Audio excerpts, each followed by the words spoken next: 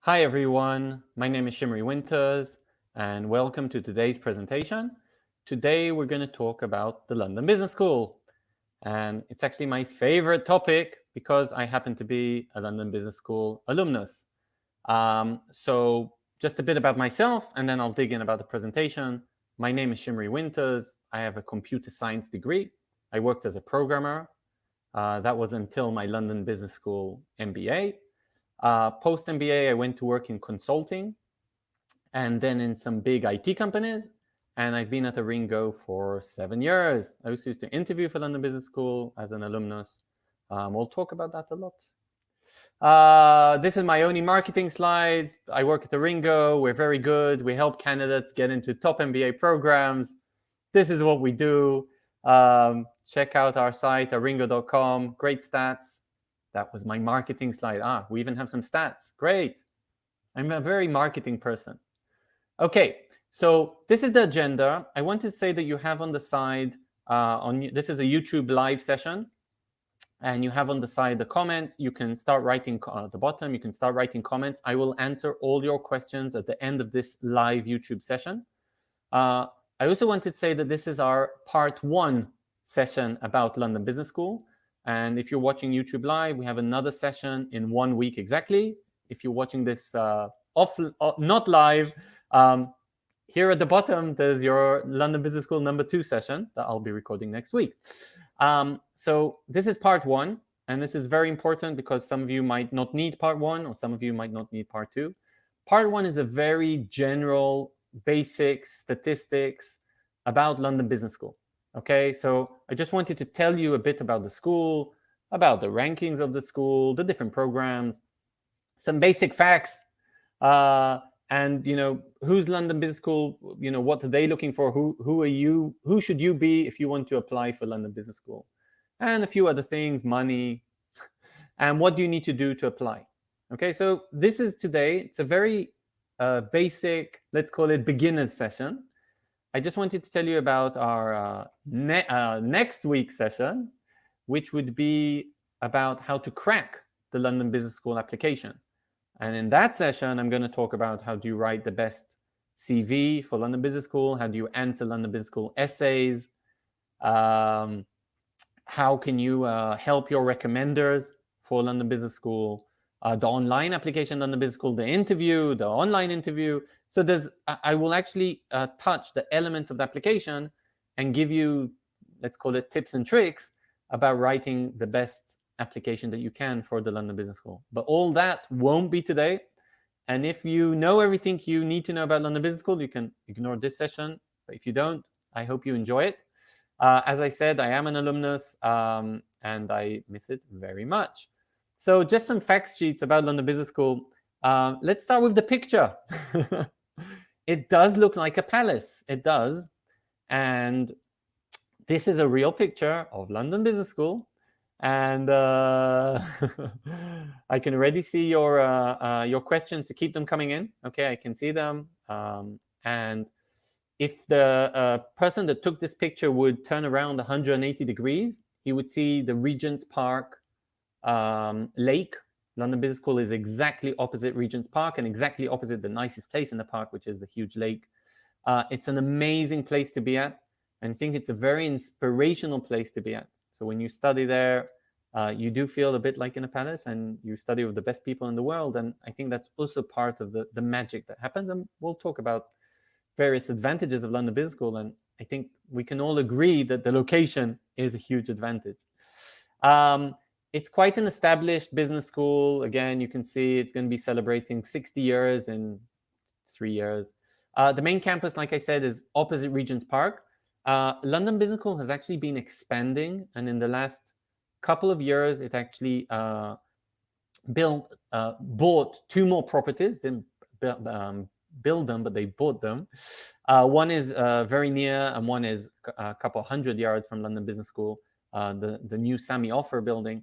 And this actually shows that the school is really strong, and it can deal with more students, with more capacity, with more programs than it used to a few years ago. And it's also expanding, and it's great because in my years, we used to fight for every study room and auditorium, because the facilities were limited, and now the facilities are, huge. So amazing for the school.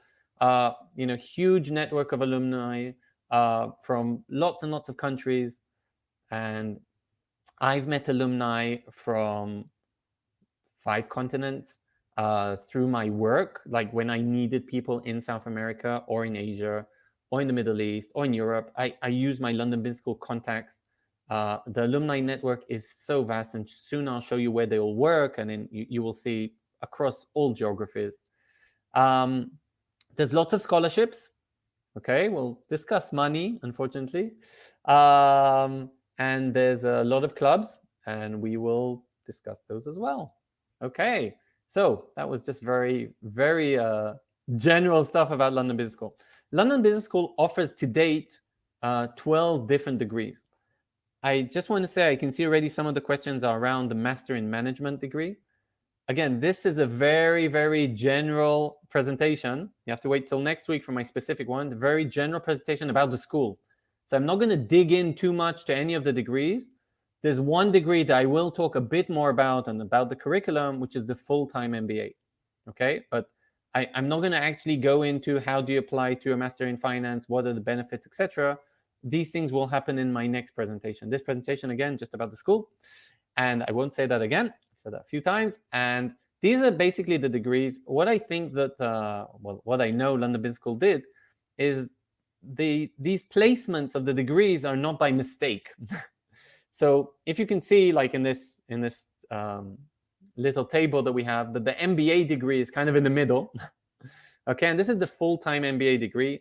And for the full-time MBA degree, you need, or the average is around 5 years of experience. Okay, so if you have 5 years, around 5 years, it can be 3, it can be 8, it can be 2, it can be 10, but around 5 years of full-time experience, an MBA degree might be for you. Okay, and you would be a candidate, at least from your age perspective, in terms of your professional years of perspective. There's also degrees for candidates that have less experience, and that is the Master in Management degrees. And these are degrees that are starting to be more and more popular. Most top European schools are offering them. Some of the American schools are offering them. And Master in Management, Master in Analytics, these are the degrees which are for people with up to 2 years of experience. So if you're just graduating from your undergraduate degree, or you have maybe 1 year of experience and some internships, you're still a bit young in terms of your professional experience for an MBA degree. But if you want to study at London Business School, you can definitely study for a Master in Management or Master in Analytics degree. On the other side of experience, if you're on the high end of experience, there's also a couple of degrees which are meant for you, which are either the full-time London Business School Sloan program, which is here at the bottom corner, that says London Business School Sloan Masters in Leadership and Strategy. And that, I like to call it midlife crisis MBA. Don't tell them. Like the average age there is, I think, 39 or something like that. You have to have more than 10 years of full-time experience. That's the minimum. And I think the average, again, I didn't really check. I think it's 17 or 18 years of full-time experience. So you have the degrees for people with up to 2 years of experience, then probably between 2 to 10, and then above 10. And those are all management degrees, full-time management degrees. London Business School only offers one more type of degree, which is, so apart from that, there's the part-time, let's call it MBA degree, which is the executive MBA. So at London Business School, there's no part-time MBA, but the executive MBA is a part-time MBA. And here there's a couple of options as well. There's the executive MBA at London. There's an executive MBA in the Dubai campus. And there's also a joint program for London Business School Columbia. And there's another joint program with Hong Kong University. So there's lots of joint programs. An executive MBA or part-time degree means you come and study, you come on campus and you study once every 2 weeks or once a month, depends exactly on which program.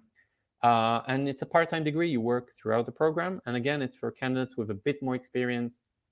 I think the average age is around 33. so you can kind of understand the caliber of the people and the work experience. So those are the executive MBAs. And I said, apart from an MBA or Master in Management, we have these Master in Finance degrees. Basically, we have the full-time and the part-time Master in Finance, and that's it. There's no age here. I've seen candidates which had 12 years of experience. I've seen candidates which had 3 years of experience. Again, this is just a finance degree. And that's it. Very small school, basically 2 types of degrees, management or finance. Okay? I'm happy to answer questions. I can see there's starting to be some questions, and I can start answering them at the end of this session. Again, this session won't be too long because we're just touching some stats, and our next session will talk deeper into the actual application. So a lot of people ask me, great, like tell me the ranking of London Business School, or what are the 5 best business schools in the world? Well, in my calculation, I think there's about 25 top 10 business schools in the world. Yes, I have an MBA, but I'm not very strong in my maths, apparently. The reason is there's just so many rankings, okay? And if you look in the Economist MBA rankings, it's very different than the global MBA rankings of the Financial Times, okay? So it's very hard to say what's the best business school, or what's the top, or what are the top 3 business schools. But I think we can all agree that London Business School is one of the best business schools in the world. Okay, is it number 2 or number 3 or number 6? Who cares? Okay, it's a very, very good business school.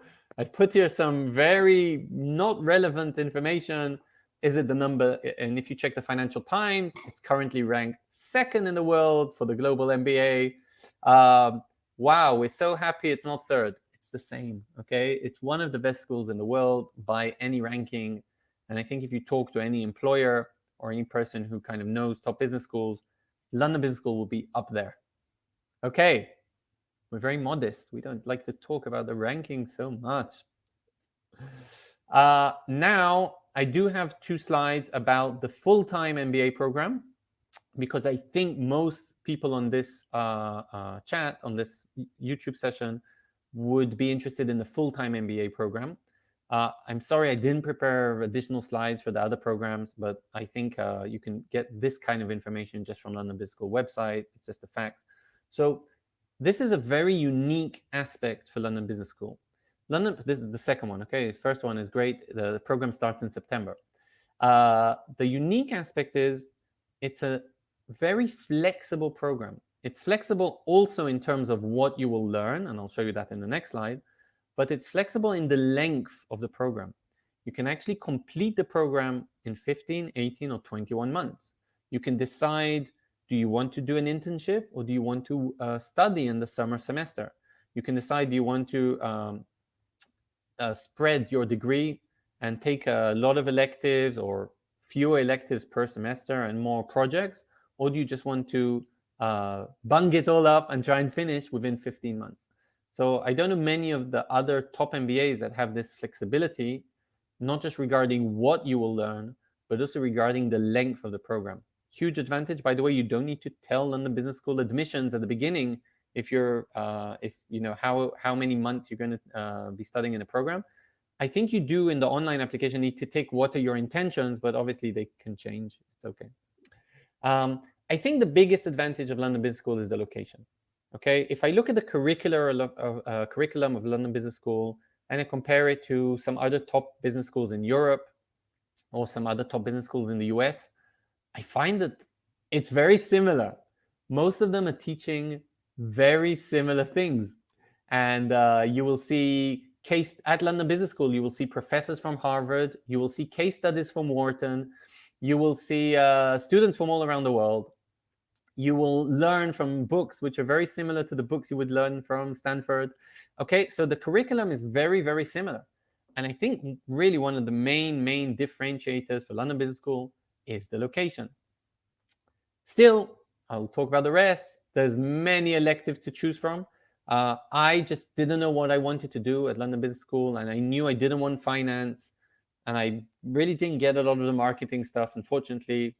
And I just thought, entrepreneurship sounds really interesting. And I think I took 6 or 7 electives in various topics of entrepreneurship, like managing the growing business, and strategy innovation. And we did a joint project with London School of Arts, and lots of things to do with entrepreneurship, because that's what interests me. On the other hand, my best friend, he did like 8 courses in finance. And some of my other friends from my study group just did a very diverse kind of studies, which they studied lots and lots of things. They're electives, you can elect from them. Tuition, unfortunately, is very expensive. As you saw before, salaries were, not salaries, sorry, there were a lot of scholarships in last year. And generally, a London Business School does have a lot of scholarships to give candidates that can't pay this tuition. By the way, most of these things are not just for the full-time MBA. Most of these things that I'm discussing now are for the other programs as well. Just before this YouTube presentation, I spoke to a client of ours who's starting the Master in Finance and part-time, and he got a 30% scholarship. Okay, so even in the Master in Finance, even in the part-time degree, there are scholarships. I do want to mention that in the more senior degrees, there's fewer scholarships. And if you go to the executive MBA, there's really few scholarships, and in the Sloan program as well. So the more senior you get and the more senior program you apply to, there will be less scholarships. Just be honest about that. You can see the average salary. Again, very, very hard to understand what the average salary is. Euro, pound, dollar keeps changing. But every source that we checked, we sourced something else. But this is what I think we found this on the Financial Times or something like that. Very, very international school. Okay, I think London is a very, very international city, and the school kind of represents that.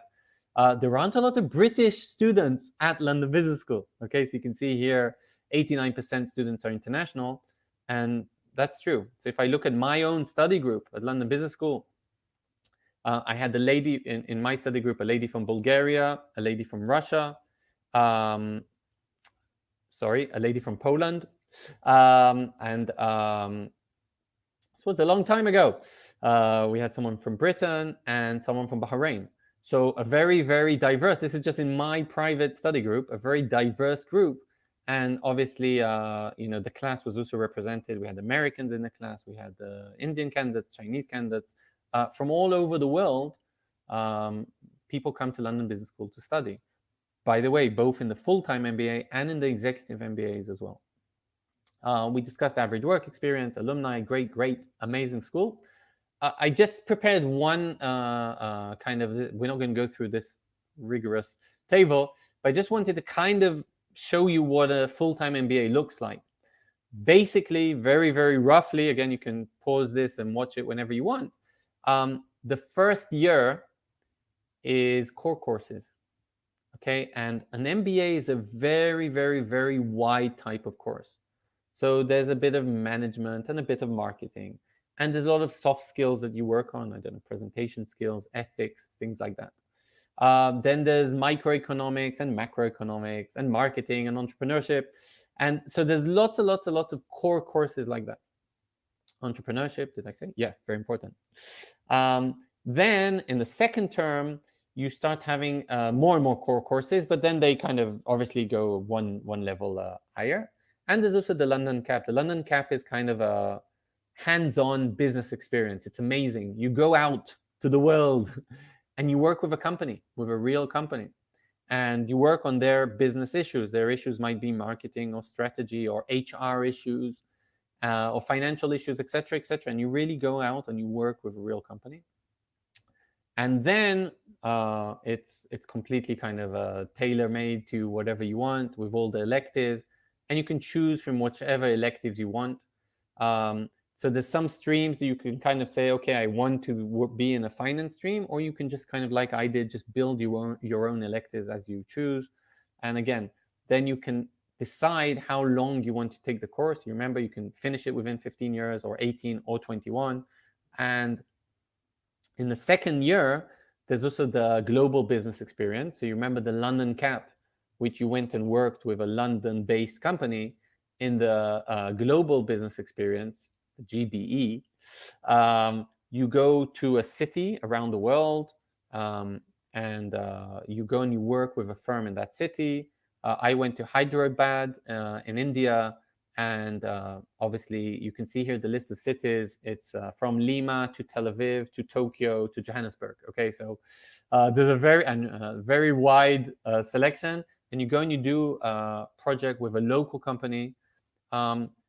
I was actually watching a film last night which reminded me something, because the company in this film was very similar to the company that I worked with in my global business experience. These things are life experiences, not just memories and fun, which there's a lot of memories and fun, but also life business experiences. And there's a lot of things that I go back to my studies and think, what did I learn there, and can I implement that lesson in my day-to-day work? So that's just a bit about how the structure is, but again, in a very wide way to think about it. The first half of your course, whether it's Master in Management, even Master in Finance, is very similar. Sloan program, Executive MBA program, or the full-time MBA program.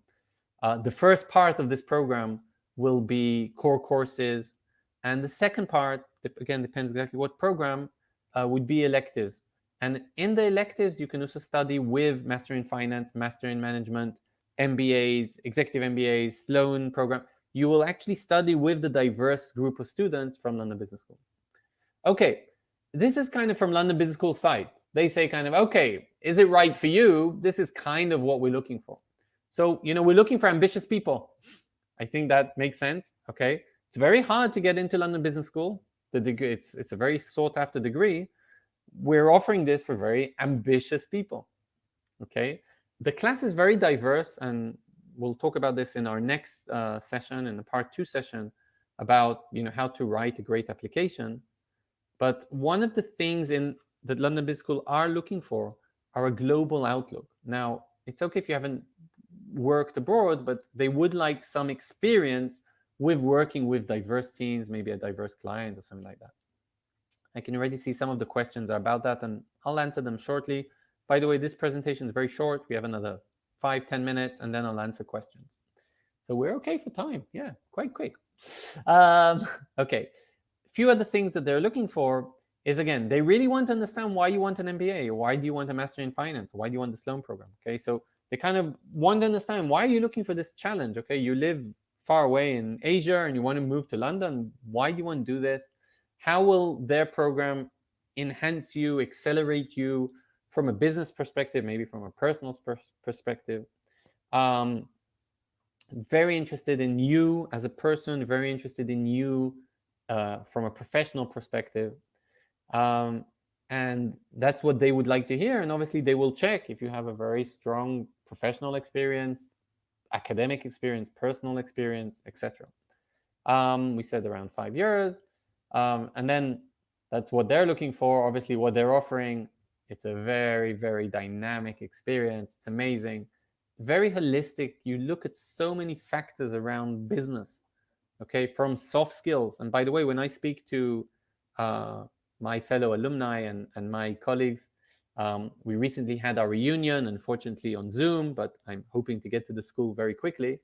And we asked, like, what's the one course you like the most, or what's the one thing you took out of school? And a lot of them take the soft skills, like the organization behavior skills, and things like that, and less the technical, how do you read a spreadsheet skill that we also gained at London Business School. Obviously, the faculty are amazing. In my year, there were 2 Nobel Prize winners that were teaching. I won't mention their names. One was a very good lecturer. The other one was less. So I won't mention the name. I'm joking. Amazing, amazing professors. World-class, staff in every single way. And again, there's so many hands-on experiences. It's not just a sit and learn environment. It's a sit and learn, now go out and show me what you've learned, and show me how do you use these theoretical concepts in real life. Like we said, there's a global business experience, there's the London Cup, there's so many more models and so many more joint experiences And because you're at London and such a big hub, and we'll talk about that, it's just amazing. If I look beyond the academic experience, there's so many stuff. Okay, so I think I was in the sailing club. I brought my partner once to the salsa club. I stepped on her toes a few times. Cheese and wine, I didn't go to that. Obviously, there's every single sports club you can think of.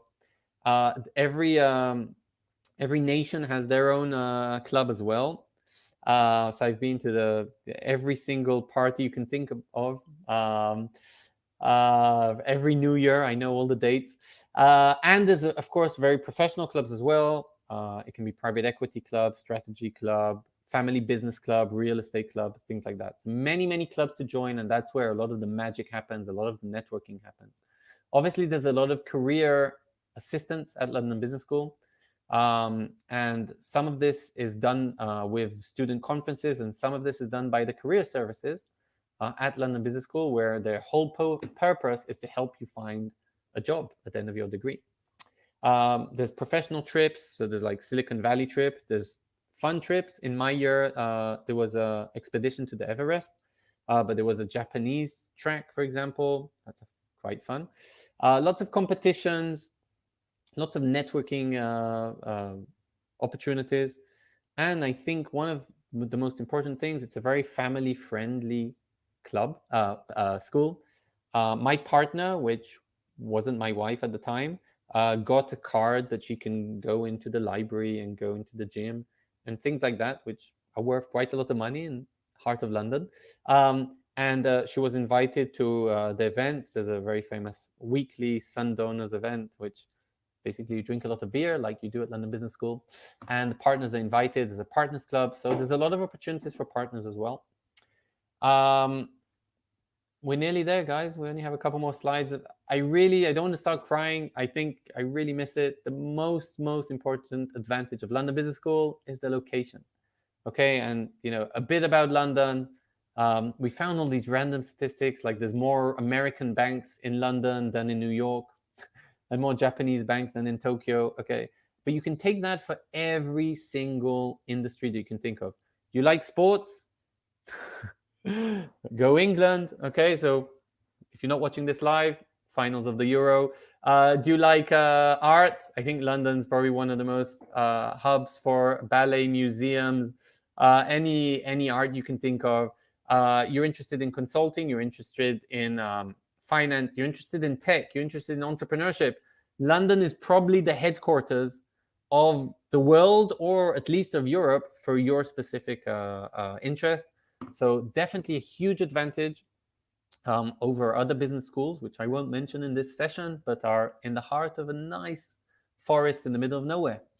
So, for example, at London Business School, if you're interested in private equity, and I was, a lot of times the private equity club might organize like breakfast with.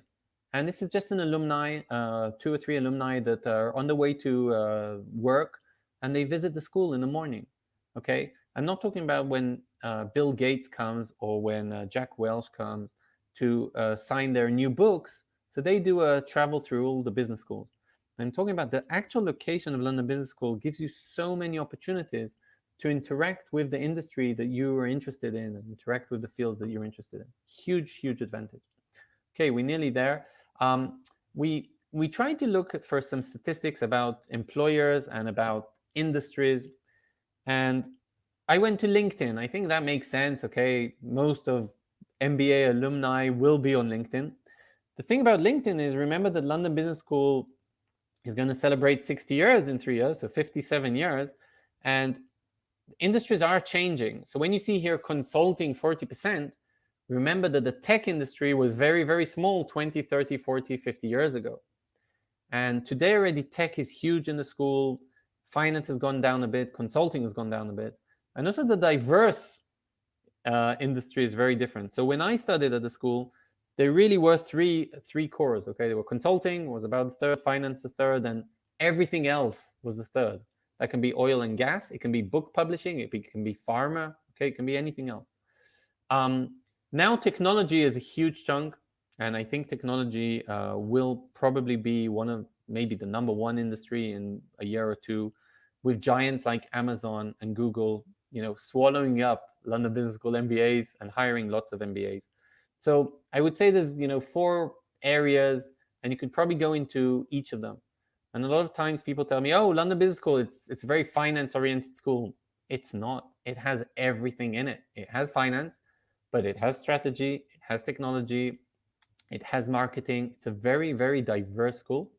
Again, I tried to look on LinkedIn, and remember, this is years and years of data. And yes, most of the alumni today live in the UK. I think that makes sense. A lot of times people ask me, should I go to London Business School if my dream is to work in the US? And I try and answer them, I like black and white answers. So I try and say, no, that's a mistake. Okay, you can see that 13% work in the US, okay, and live today in the US. But how many of those people are Americans? How many of those people worked for a US company before London Business School? Again, there's so many statistics, it's going to be hard to get out of it. I promise you that a very, very high number of top, I won't mention a school, but top US business schools work in the US, higher than 13%. So if your aim is to work in the US, no, go to a US school. But if your aim is to be in one of the top global business schools in the world, again, you can see there's lots of opportunities afterwards. You don't have to live and work in London. Definitely London Business School is a more global hub and more a global school than the US school. By the way, the US schools tend to have 60 to 70% of the students being American, versus London Business School that we saw 89% of foreigners. Okay, so it's a very, very international school. Here are some of the recruiters. Okay, it's a slide from a couple of years ago from London Business School. I think you will see there's both Google, so tech, also Bain, consulting, Burger King, let's put them as other. By the way, the job at Burger King was a management rotation program. Every 6 months you go and you do another job, and it's not 6 months flipping burgers and 6 months cutting tomatoes. It's 6 months working in the strategy, 6 months working in real estate, 6 months working in marketing, 6 months going to a new country and helping them open branches. And then after 2 years, you kind of sit with them and decide where you want to work. An amazing, amazing job.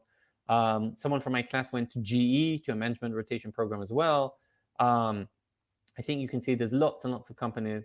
I actually took it off, but in this year that I took this slide from, I think it was 3 years ago, there were over 200 recruiters that came on campus to recruit students, and most of them had more than one availability. So you understand there's lots and lots of recruiters. I just put here the top recruiters from LinkedIn, what I saw. And I think you can just basically see the big companies of the world, which you would probably see a very, very similar list for any other top business school. I don't think the list changes much, whether it be the big consulting firms, the big banks, or generally the big companies or the big techies. Of course, there's a lot of small recruiters as well, but they won't be in the top recruiters. But if your aim is to go to a startup or to a small company, that will happen as well. Okay, we're nearly at the end. I just want to give you okay, you're fixed on London Business School. What do I need to do next? So let's keep the deadlines in mind. Again, these are the full-time MBA deadlines.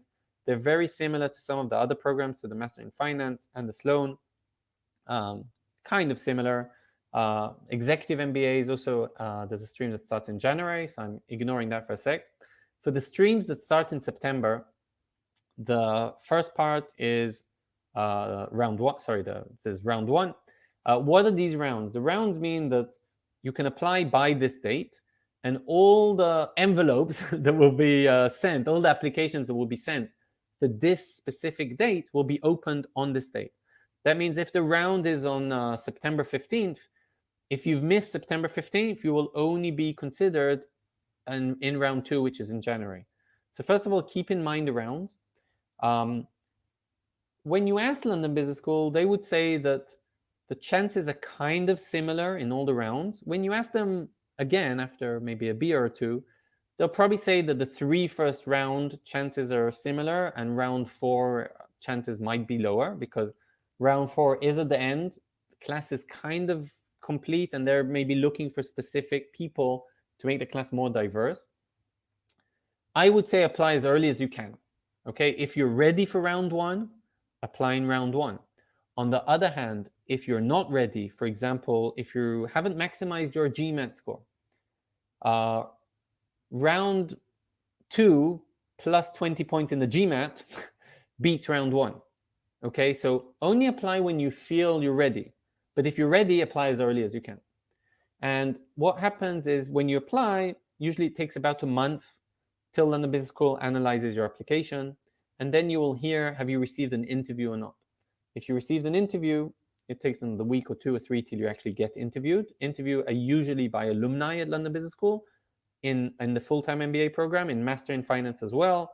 In some of the programs, for example, Executive MBA, London Business School admissions like to interview. It really depends on timing, who's available, and COVID situation. But basically, in most of the programs, alumni will interview. And about a month after the interview, you will hear the decision, which is a final decision. So again, I got this from the site. Submit. Hopefully, you'll get an interview. Hopefully, you'll get the final decision. And the whole process can be around 3 months, like we said, from the beginning of September. So early December, you'll hear the final result. If you're applying January, I think it's up to April, and so on for round 3 and 4. Again, this is nearly the last slide. What do you need to apply? Again, this is the full-time MBA, which is actually kind of similar to the other applications as well. Well, let's call them the criteria to apply. Are you even eligible? The eligibility to apply is to have a minimum number of years of experience. Like we said, this is for the full-time MBA. I would also put that in the maximum. If you have 15 years of experience, you're too experienced for the full-time MBA. If you have 4 years of experience, you don't have enough experience for the executive MBA. So first of all, look at the class profile, look at what the school is looking for. Okay, we have those 12 degrees that we showed before, apply to the right degree. This is actually a funny one, but an undergraduate degree is not a must for London Business School, unlike some American school or most of the American schools. I've had quite a few, probably around 2 candidates every year without an undergraduate degree that got into London Business School. I have to say these are exceptional candidates, and the school had to love their application. Otherwise, their chances were low. How do you do that? Yeah, they had great GMAT, they had a great life story, and a lot of professional experience. So it's doable even without an undergraduate degree.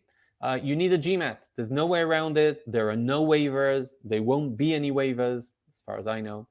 You can use a GRE as an equivalent score. That's fine. But you will need a GMAT for London Business School, for London Business School Executive MBA. You can also use an EA for Executive MBAs, if you know what that is. For the Sloan program, which is the very senior program, I have seen GMAT waivers, but that's only for the very senior program. And also, that's on a case by case. If English is not your mother tongue or you didn't study in English, you will need a language ability test, either TOEFL or IELTS, and there's no minimum for the score, and you don't need a very high score for that eligibility. If you have that, if you have those criterias and you're eligible, now you need to apply. Again, this is all for our next session.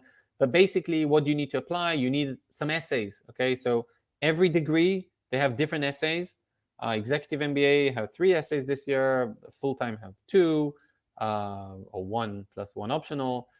Sloan, I think, had 3. So every degree has a couple of essays, and they're different between the degrees. You'll need a 1-page CV. I can't emphasize that enough, 1 page.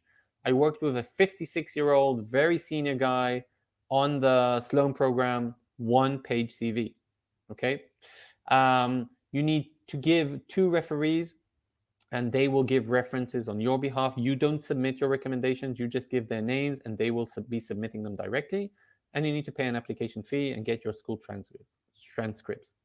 So next session, which is in a week's time, if you're watching this live, same day, same time, and if not, it's going to be down here. We'll talk about that. How do you build a stellar application for London Business School? How do you stand out in your essays, in your CV, in your recommendations, everything. But I'll leave that for your thoughts. Next session, come with a lot of questions.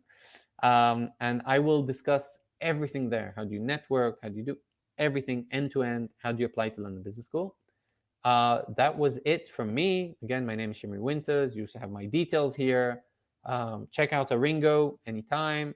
You can send me your profile request if you want. I do like CVs and GMATs before I give my view, if that's okay.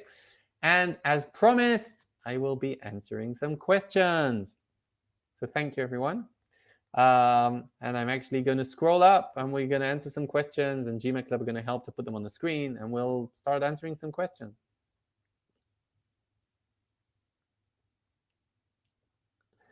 Okay, I'm not answering my question, the question why my colleague from NCAD isn't here. I'm not answering my question about that because we don't talk about NCAD at London Business School sessions.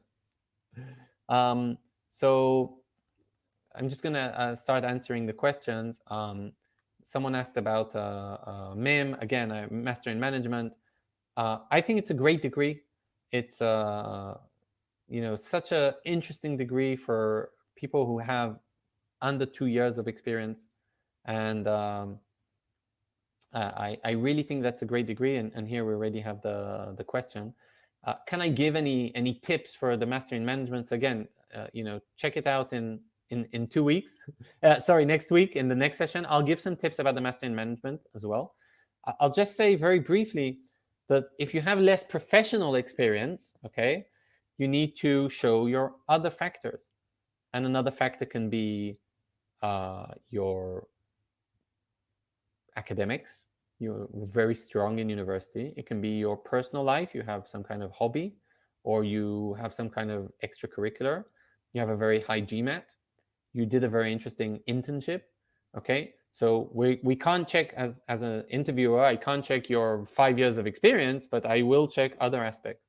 So that's my only Master in Management tip. Show your other aspects as well. Okay, we're scrolling to the next ones. Okay, executive MBAs and scholarships. So I'm sorry, I can talk about the executive MBA. We actually have at ARINGO an executive MBA team. So if you, I won't mention your name, but if you want to send me your email with your profile, I can, GMAT or executive assessment, I can help you out there. I just want to be very clear, executive MBAs have very few scholarships. Okay, sorry, that's life. You're a senior, you're doing an executive MBA. The reasons are mixed. One reason is around 50% of the class are sponsored by employers. Another reason is they just want to give the scholarships to the young full-time MBAs, and you're working, etc. There is a women's scholarship. It's one, and actually last year, 2 of our women LBS executive MBA, they were in the same class. They both won this one. It sounds amazing. No, it's not, because they had to split the money basically.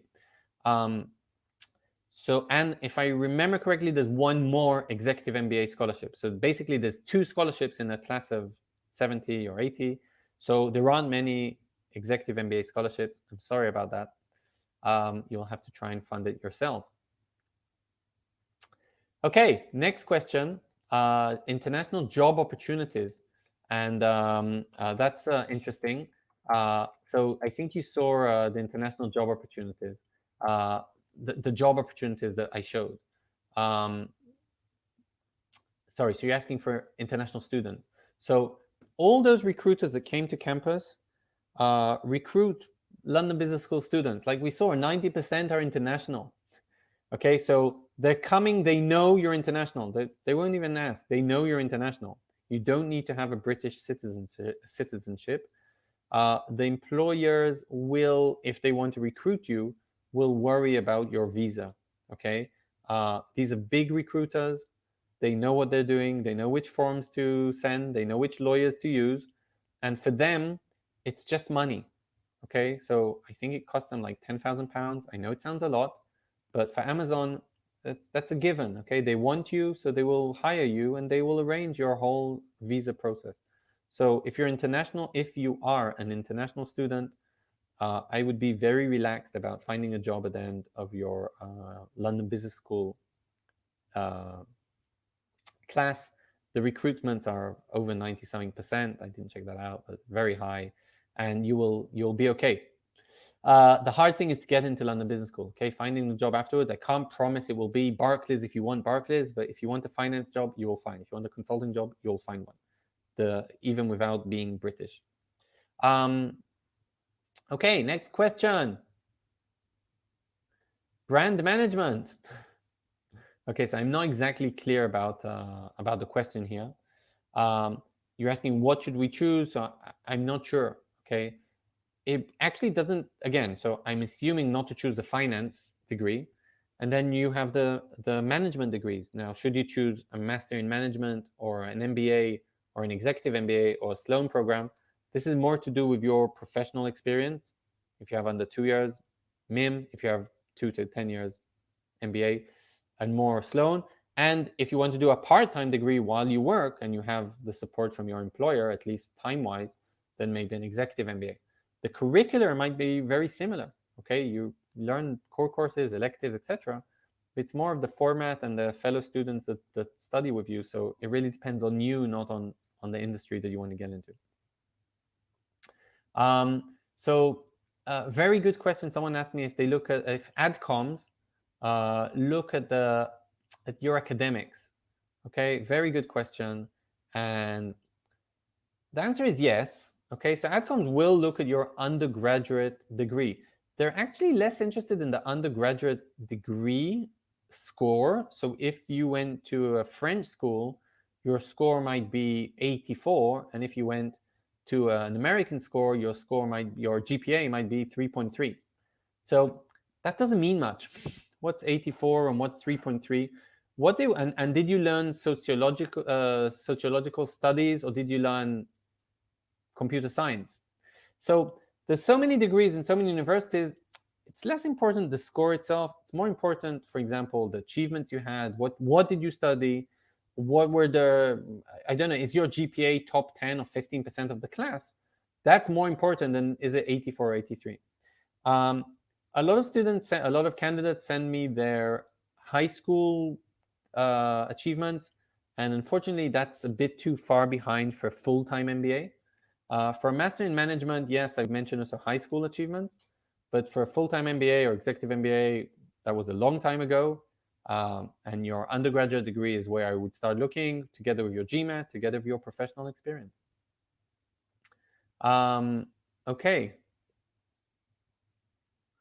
Okay, that's a very good question about marketing and luxury management specialization. So I think if you think about London, it's one of the capitals of the world, like I said, in everything. In one of the things is definitely brands and luxury brands, of course. And in my class, we had people go to Louis Vuitton and Gucci, and there's other luxury brands as well. And as you can see, I don't know all of them. And it's definitely one of the routes that you can go out from the London Business School. So great question. And yes, I think London Business School gives you lots of benefits if you're interested in luxury brands and luxury management. Okay. I really love this question from Oliver. So regarding, is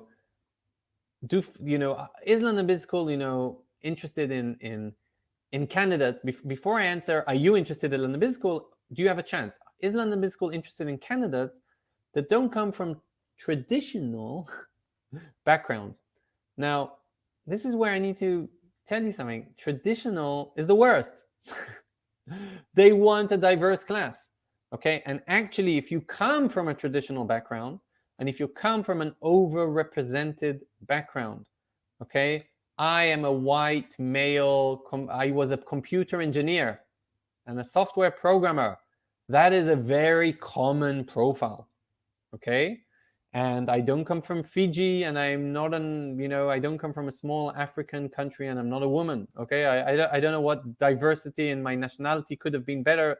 So again, if you're diverse in your personal background or in your professional or personal experience, this is an advantage.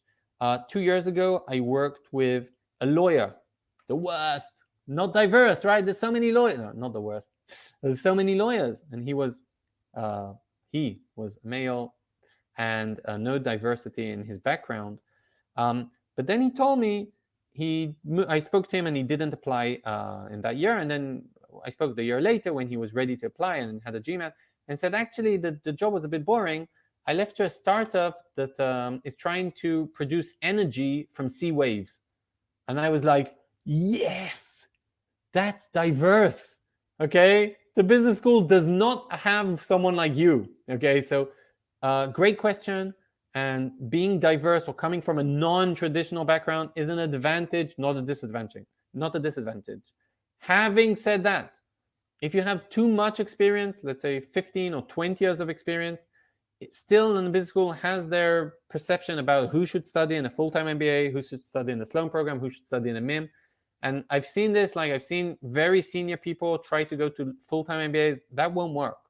Okay, I've seen very junior people try to go to MBAs. That also won't work. Okay, so keep in mind what they're looking for in terms of the number of years of professional experience. But in terms of what you've done, as diverse as possible.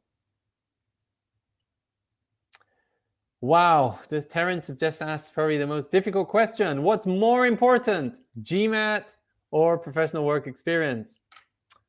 You knew you know to ask difficult questions. Not a simple answer, but still I'll try and answer. London Business School, look for 3 factors, okay? Like any other business school, education experience, professional experience, and extracurricular experience. Academics are worth around 35%, so around a third or a bit more of that 100% of your profile. And so the academics are around 35, but out of that, the GMAT would be probably 25, and your undergraduate degree, etc., would be maybe 10. So GMAT is very, very important. Okay, it's 25 out of 100. The problem is there's another, 65 or 60 or however they decide points to be grabbed, and they're on the table, and they are your professional experience, who you are, and it's very hard to say, what's more important. But I've had very, very good, let's talk a bit about the GMAT. London Business School average is just over 700. I've had very good candidates. Well, in the COVID year, last year, I had a 610 that got into the school. But if I ignore that for a second, I've had 650s, more than one, 660s, which usually I would say is the minimum for full-time MBA. Those I've had quite a few, 670s, more than a few. So I've definitely seen people with lower than average GMAT and much lower. Okay, 650 is much lower than the 700 plus average. And how did they get in? Because they had a lot of points in the other 2 factors. Okay, they had a very good professional experience and they were very interesting. So if you have 2 out of those 3 factors, academic, professional, and extracurricular activities, you should be okay. But again, also the 3rd factor can't be terrible. So even if you're a superstar, but you have a 500 GMAT, that's not going to work. Or if you have a 780 GMAT, and when I was a London Business School interviewer, I had a 780 interviewee, which I decided not to pass. Okay? He went to INSEAD. Why did I decide not to pass him? Because I wasn't impressed. Okay? And there's other factors as well beyond just the GMAT or your professional experience or your extracurricular. So there's 3 factors. I would love to see you good in all 3, but if one of them is mediocre, that's fine. If the other 2 are great. That was a long answer for a short question. Okay, this is a tough question about the placement post-COVID. Okay, and it's a very tough question. And the answer is it's actually quite good. So I was surprised. I actually spoke to people last year in the summer, and I was asking, like, how are the internships? And everybody was doing internships. They were online, very annoying, definitely not the experience I would want them to have, but definitely it's fine. So the placement is very similar to what it was. Everybody's learning to work remotely. Things were going back to normal a couple of weeks ago, and now starting to be crazy again. But basically speaking, placement's fine. Can you get into MIM without work experience? The answer is yes. The MIM are looking for 0 to 2 years of experience, so no problem. Okay, so now I'm trying to put the question. Next question.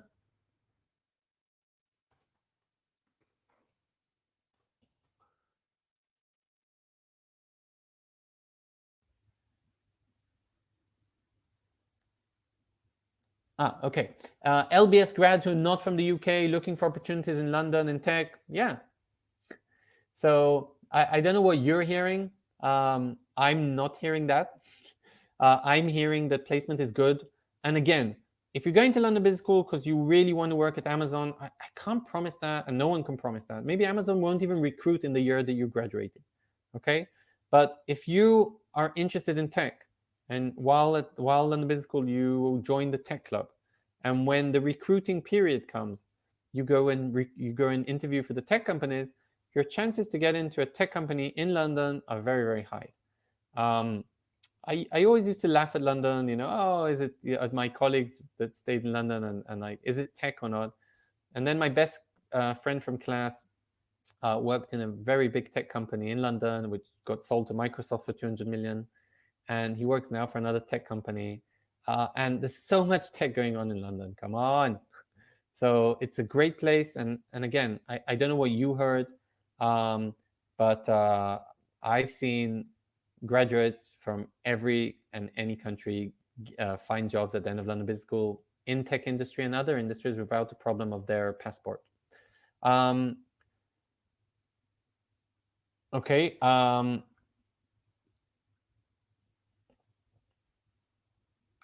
Okay, a great question about age. Okay, so if you have a higher number of years of experience, the question is how high, and the question is what age. So again, I'm actually going to ignore age altogether, okay, because I've had candidates who studied a lot and started working at a older age. I'm working now with a 35-year-old who has 6 years of experience professionally. So I look at the years of experience, and I think if you have between 3 to 10 years of experience, this is a good range to apply to a full-time MBA. If you have more than that, that's starting to be an orange flag, okay? If you have more than 12 years, I would say that's starting to be close to a red flag. Now, of course, there'll be an exception. I'm sure if you asked AdComs, they would now come and say, wow, we have a 52-year-old. Okay, so there's like one exception out of 500 plus students. So generally speaking, if you have more than 10 years of experience, I would start looking at the Sloan program or other programs for senior candidates. Again, I'm ignoring your age.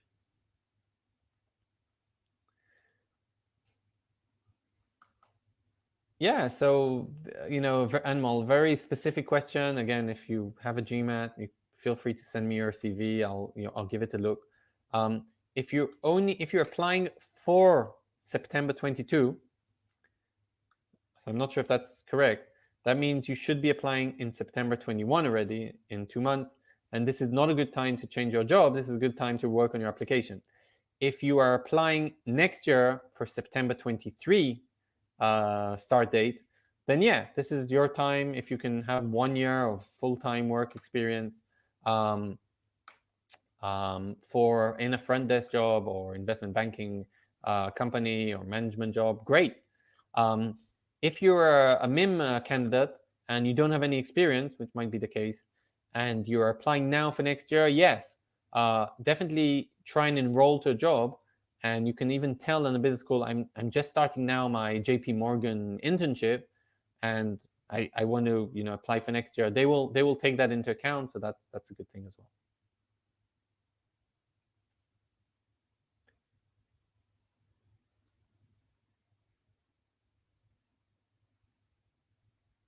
Yeah, so someone's asking a great question. Can you do an MBA after your MIM?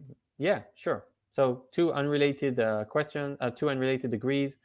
I've had a lot of candidates, more and more, again, these master in management degrees didn't exist 10 years ago. I think London Business School introduced it 6 or 7 years ago and was one of the first, and a lot of other schools have been introducing them in the last few years. So I've had more and more candidates have this degree. And suddenly on their CV, they went to undergraduate degree, maybe they worked a year or not, did a master in management degree, worked 3 years, and now they're applying for MBAs. Sure, no problem at all, and there's no problem. Next question. Extracurriculars. Okay, so remember, there's 3 areas, okay? Academics, professional experience, and extracurricular experience. And yeah, very important. So if you have a 730, great. If you have 3 years of relevant experience, great. You also need to be interesting, okay? Now, interesting sports can be fine. I like going to the gym. I like cooking. I like speaking Italian, okay? It doesn't have to be I go to the animal shelter, which is very important, every week, and I take care of the dogs. It doesn't have to be that. It can be something, some kind of fun part or something to do with your well-being. That's absolutely fine. I think it's interesting. I think, when I used to interview for London Business School, I used to look for one thing. Is this person, an interesting person? Would I like him in my class? Of course he's academic. Of course he's professional. Now, would he add value? And again, if you're just all about work and academics, you're a dry cookie. You're a bit boring. So, I just want to see some hobbies and things like that. And yeah, London Business School will give a few points for that. Okay, next question. Okay, so I spoke a bit about this. If you apply in round 1 or round 2 or round 3 or round 4. So again, London Business School will say your chances are similar. I say apply as early as you can when you're ready. Okay, lots of advantages to apply early. First of all, there's a bit more waiting list. Okay, let's say the same number of candidates apply, which is not true, and the same number of candidates get an offer, which is not true. But there's more wait list in round 1, right? They'll give more people, they'll put them aside and start thinking what's happening with round 2. So there's more wait list. And B, I think it's from a project perspective, project management perspective, you really want to know what's happening with you. I'm assuming you're applying to a few schools. And let's say London Business School is your number 1 choice. You really want to know in November or maximum December what's happening. So I would always apply in round 1 if ready, but if you're not ready, apply in round 2. Not a big deal. I've had round 3s get in. I've even had round 4s get in.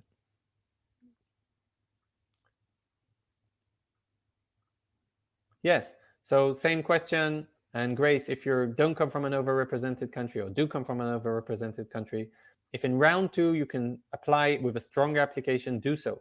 If your GMAT isn't high enough now and you can improve it, do so. If you can't, apply in round 1. If you're not sure, send me your GMAT and CV to my email and I'll check that out. Okay, this is a great question and I get it a lot. So can I use a reference which isn't my direct manager? And I'll even make this bigger. Who should I use? Should I use my manager's manager? He has a higher and he's more senior, or should I use my manager? London Business School would prefer to see a direct manager. Okay, just to be honest, they would prefer to see a direct manager. But if they don't see a direct manager, it's okay. I would say probably a third of my applicants don't use a direct manager. They don't want to tell their workplace that they're leaving. Okay, they'll miss a bonus, they'll miss a promotion, they'll miss money. They'll lose face if they don't get in. And I think this is okay. I probably would explain this in the optional essay or somewhere, but that's okay. It's okay not to use a direct manager. It's okay to use a previous manager, all good.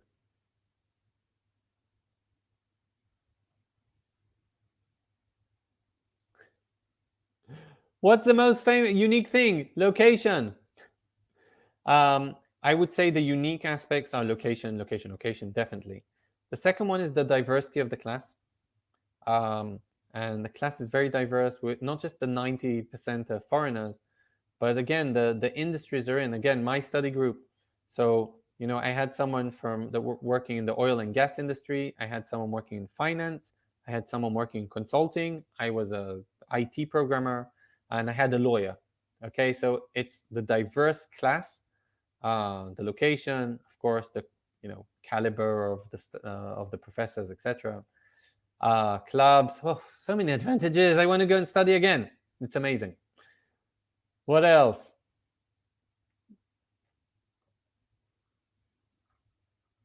Okay, great question about the executive MBA versus a full-time MBA. Very, very good question. I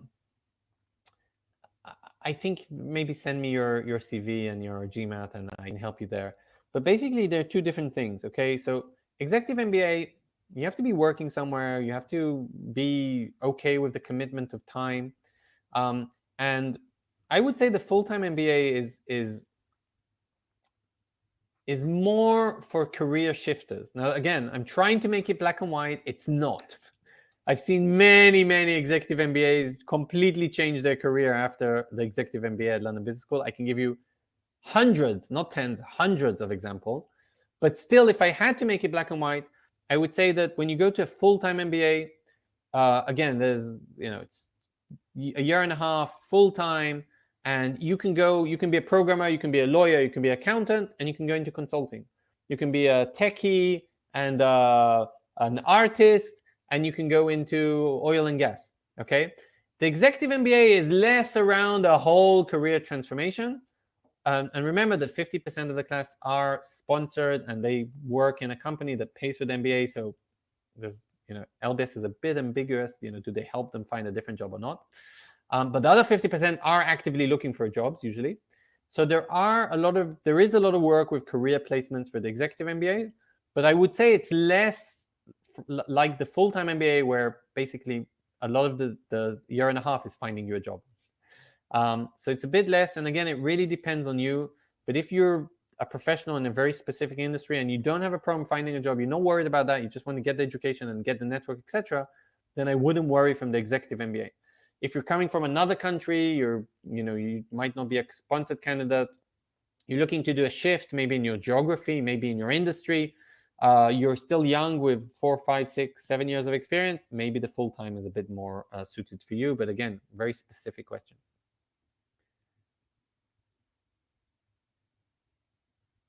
Okay, so we'll discuss the essays in our next session. Again, it's exactly in 1 week, or down here if you're not watching this live. Definitely leadership attributes is a key factor. If you lead people at work on your extracurricular activities, amazing. Mention it. Mention difficulties. Mention highlights. Okay, mention it in your CV. First bullet: led 3 people. If you don't lead people, that's our main problem. So you might be very senior. You might be a 5-year experienced lawyer, but in your office, lawyers don't manage people. So that's fine as well. You just need to mention it. You need to mention that you've owned projects, that you've helped interns, that you had some kind of management experience, maybe in university or in your extracurricular activities. I wouldn't be worried about that, but I would just try and emphasize them. So important.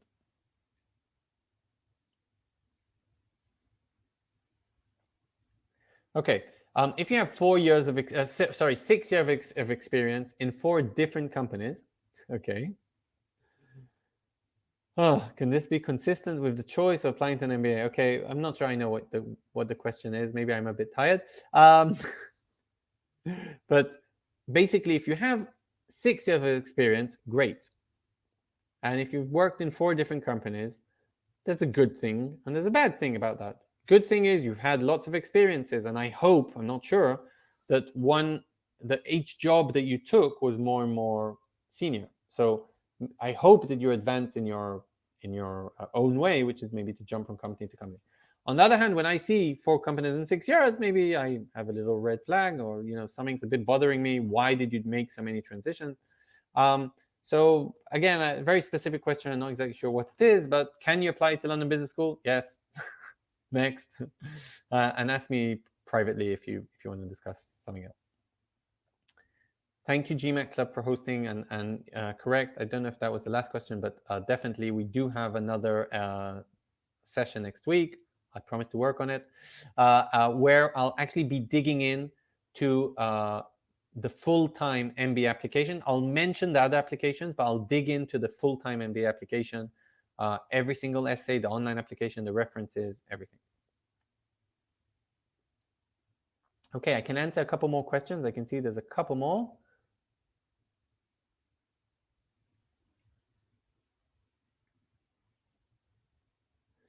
Okay, diversity. That's such a great question. Is it just okay? So I don't even know how to answer this question. Diversity is diversity. Remember my what was it? Sea Waves Energy lawyer. He was diverse, although maybe his ethnicity, his background was the most overrepresented background. So you're right, an Indian male is an overrepresented background. An Indian male engineer is an overrepresented background. I don't know anything about you. Yes, there's a lot of candidates from India. It's not a secret. So in whatever background you are, you're probably not a unique background. Okay, sorry. I've seen probably every single background. But it's everything. Okay, it's nationality, it's geographics, it's industry, it's how unique you are. Let me give an example. An accountant at EY, that's very non-unique. Okay, I think a quarter of my candidates are accountants from Big Four companies. And LBS knows this and sees this. And actually at EY, you can also progress very quickly. You can start as an analyst and become a senior analyst. Then you're a consultant, a senior consultant, associate, senior associate, manager, senior manager. Every year you can actually change your title at least. And I've actually had someone who was at EY, and he mentioned, I've had 5 promotions in 3 years. Okay.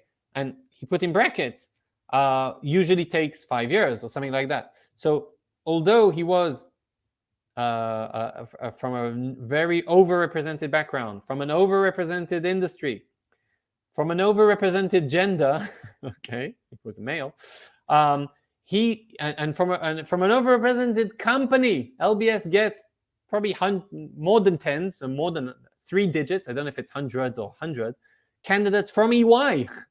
Yeah, Ernst & Young, big accounting firm, but still he showed he was unique. So as long as you show you're unique in some way, that will help to tick the diversity ticket. But yeah, a lot of people aren't diverse. And then they need to show excellence. How can they show excellence? High GMAT, good undergraduate, great work experience. I'm not diverse, but I'm still very good.